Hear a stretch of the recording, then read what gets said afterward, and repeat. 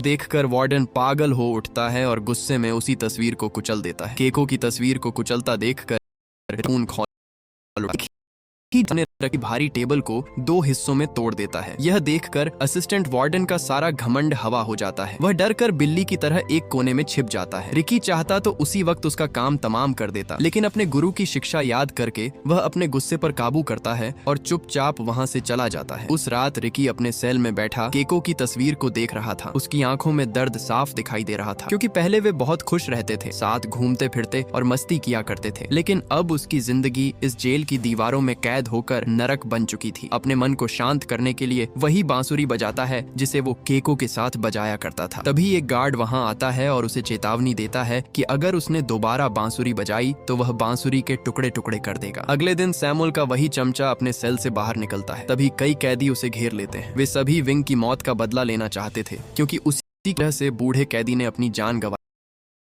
नुकीली तलवार उठाकर उसे मारने ही वाला होता है कि तभी नॉर्थ ब्लॉक लीडर नारुमी वहां आ जाता है। नारुमी उन्हें रोकते हुए कहता है कि अगर उन्होंने उसे मार दिया तो उनकी सजा और बढ़ा दी जाएगी, यहाँ तक कि उन्हें मौत की सजा भी मिल सकती है। लेकिन वोंग नाम का एक कैदी गुस्से से नारुमी से कहता है कि जब उन पर अत्याचार हो रहे थे तब वह कहाँ था, उस समय उसने उनकी मदद क्यों नहीं की, और अब जब उनकी बारी आई तो वह उन्हें क्यों रोक रहा है। वो उससे कहता है कि ऐसे आदमी को जिंदा नहीं छोड़ना चाहिए। ये सुनते ही नारुमी गुस्से से पागल हो जाता है। वह गुस्से में तलवार उठाता है और एक ही वार में वोंग का चेहरा बीच से चीर देता है। वोंग वहीं दर्द से तड़पने लगता है। ऊपर खड़ा असिस्टेंट वार्डन ये सब देखकर बेहद खुश होता है। वह नारुमी की तारीफ करता है और कहता है कि उसने उसका दिल खुश कर दिया। फिर वह अपने लोहे के हुक को वोंग के मुंह में फंसाता है और उसे घसीटता हुआ वहां से ले जाता है। उसे नारुमी को अपने ऑफिस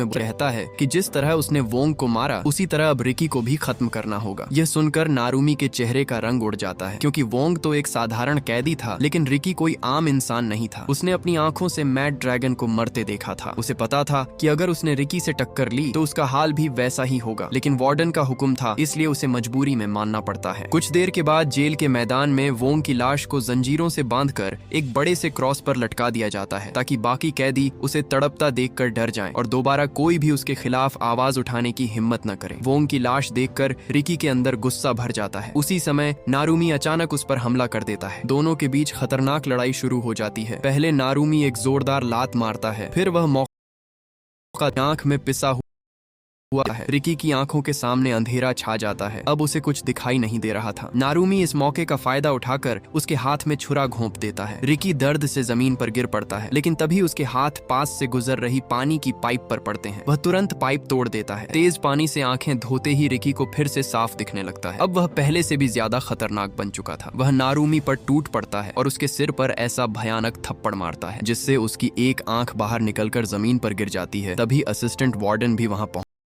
की हालत देखकर उसके होश उड़ जाते हैं। दूसरी ओर रिकी अपनी हाथों की नसों को खींचकर बांधता है और फिर से लड़ने के लिए तैयार हो जाता है।